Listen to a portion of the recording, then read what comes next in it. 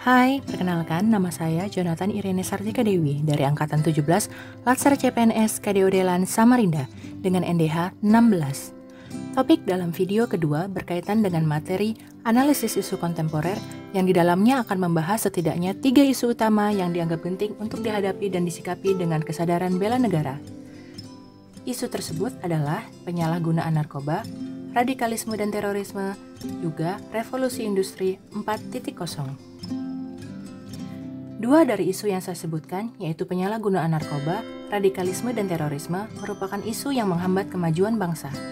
Generasi pengguna narkoba dapat dipastikan tidak menjadi generasi yang produktif dan tidak kontributif untuk kemajuan pembangunan dan peningkatan sumber daya manusia, serta meresahkan keamanan lingkungan di masyarakat. Sedangkan, isu radikalisme dan terorisme menjadi ancaman utama dalam kesatuan dan persatuan bangsa, karena paham tersebut tidak sejalan dengan ideologi Pancasila, jati diri bangsa, dan cita-cita para pendiri bangsa Indonesia. Tentang revolusi industri 4.0, hal ini justru menjadi tantangan untuk bangsa Indonesia maju mengikuti perkembangan teknologi komputer dan jaringan internet. Dengan menyesuaikan diri dengan kemajuan dunia, Indonesia punya kesempatan untuk menjadi bangsa yang besar. Sebagai seorang PNS, menyadari kehadiran isu tersebut di sekitar kita adalah keharusan. PNS harus mengambil peran dalam memerangi penyalahgunaan narkoba, radikalisme, dan terorisme. Tidak hanya semata-mata menjalankan fungsi PNS di masyarakat, tetapi juga dilandasi kesadaran diri bahwa ideologi Pancasila adalah falsafah kehidupan berbangsa dan bernegara, negara Republik Indonesia. PNS harus menjadi aktor utama dalam memajukan pengetahuan dan kompetensi kinerja layanan publik dalam menjawab tantangan di masa revolusi industri 4.0. Mari kita bahas satu persatu peran yang dapat diambil oleh seorang ASN dalam ketiga isu tersebut.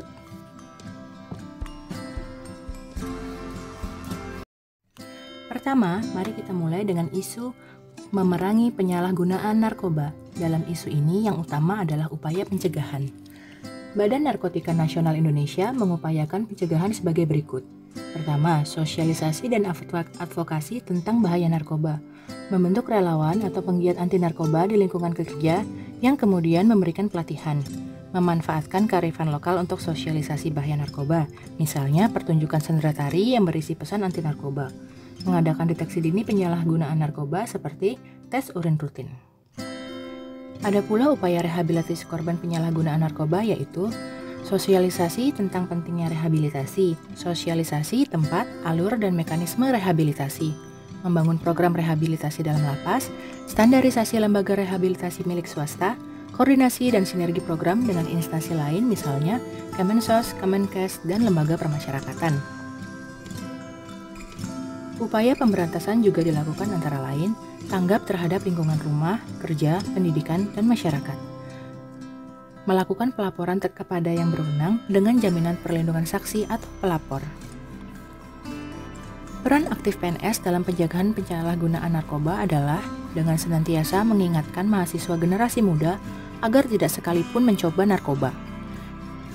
Dengan menjaga hubungan sehat antar sesama pegawai agar dengan mudah saling mengingatkan untuk tidak terjerumus narkoba.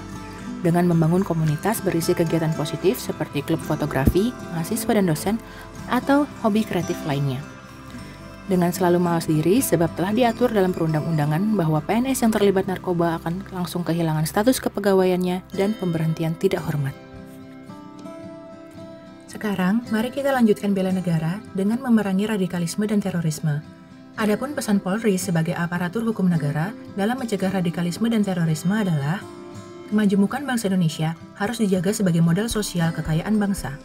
Bhinneka Tunggal Ika adalah kesepakatan nasional yang harus dipertahankan demi kelangsungan hidup Indonesia dalam menghadapi dinamika global. Penegakan hukum bukan dilihat sebatas kuantitas penanganan perkara. Pencegahan dan peningkatan kesadaran hukum dalam masyarakat juga bagian dari penegakan hukum.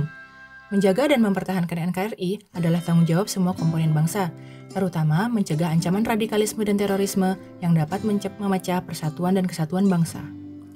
Dan setiap pegawai negeri sipil wajib berperan, sebab sebagai perekat dan pemersatu bangsa, PNS jangan sampai terlibat dalam radikalisme dan terorisme, sebab hal tersebut bertentangan dengan sumpah pegawai dan melanggar ikatan kesetiaan terhadap negara kemerdekaan Republik Indonesia.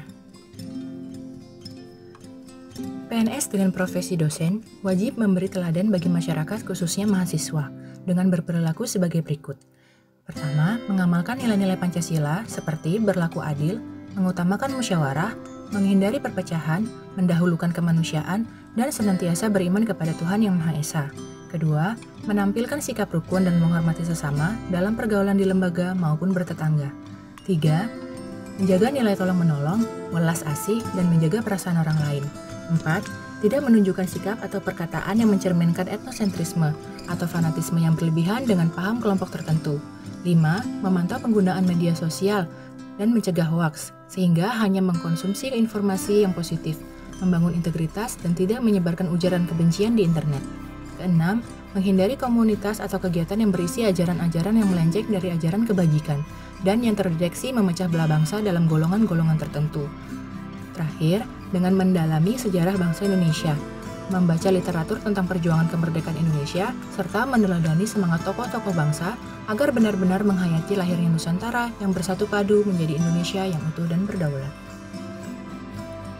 Nah, apabila kedua isu tersebut di atas sudah dapat kita sikapi dengan mencegah diri dan masyarakat dari keterlibatan yang tidak sehat, maka kita akan mampu meluangkan waktu dan tenaga, daya dan pikiran untuk siap maju dalam revolusi industri 4.0.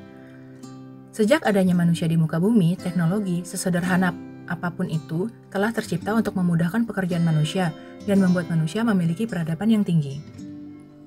Revolusi Industri 4.0 merupakan bagian dari perkembangan peradaban manusia yang diperlukan untuk menjawab kebutuhan masyarakat dunia yang plural dan dinamis.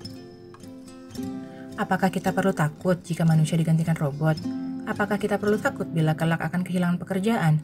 Pendapat saya, jika kita berpikiran terbuka, mau belajar dan mampu beradaptasi, maka kekhawatiran seperti itu tidak perlu ada. Sebab, alat bantu hidup manusia terus berganti. Misal dari kuda ke mobil, dari mobil ke kereta, dari ke kereta ke pesawat terbang. Segala perubahan ini akan disusul dengan penyesuaian, ilmu, pengetahuan, wacana, dan kebijakan baru. PNS dalam profesi dosen terlebih lagi wajib mengambil peran mewujudkan kecerdasan bangsa yang tidak hanya cerdas dalam persoalan ilmiah, namun cerdas dalam kemanusiaan dan sikap solidaritas sosial yang tetap harus dijaga di dalam era disrupsi ini. Ada pula sikap dan perilaku yang menunjukkan kesadaran atas zaman ini, diantaranya sebagai PNS, mengikuti inovasi model-model pelayanan berbasis teknologi, mendukung kemajuan e-governance, memaksimalkan kinerja dengan digitalisasi data dan informasi dalam institusi, dan sebagai dosen, tekun memperbaharui pengetahuan dalam bidangnya yang relevan dengan isu terkini, menambah keterampilan pemanfaatan teknologi untuk pengembangan pengajaran dan ilmu pengetahuan, mengajar senantiasa dengan hati, luas, membangun pola pikir, memantik daya kritis, dan memotivasi mahasiswa mengembangkan bakat positif. Menjadi dosen tidak sekedar menyampaikan ilmu, tapi harus mampu memberikan sentuhan manusia pada pelajar, memberikan motivasi, menumbuhkan imajinasi, dan menunjukkan empati pada proses pembelajaran. Dengan demikian, seorang pendidik mampu membawa bangsa pada peradaban yang adil dan makmur, di mana teknologi adalah sekedar alat bantu pemenuhan kebutuhan, bukan menjadi tuan atas manusia. Di sini, manusialah yang mengendalikan dengan kebijakan yang lahir dari hati nurani dan akal budi. Demikian refleksi pembelajaran saya, sampai jumpa, terima kasih.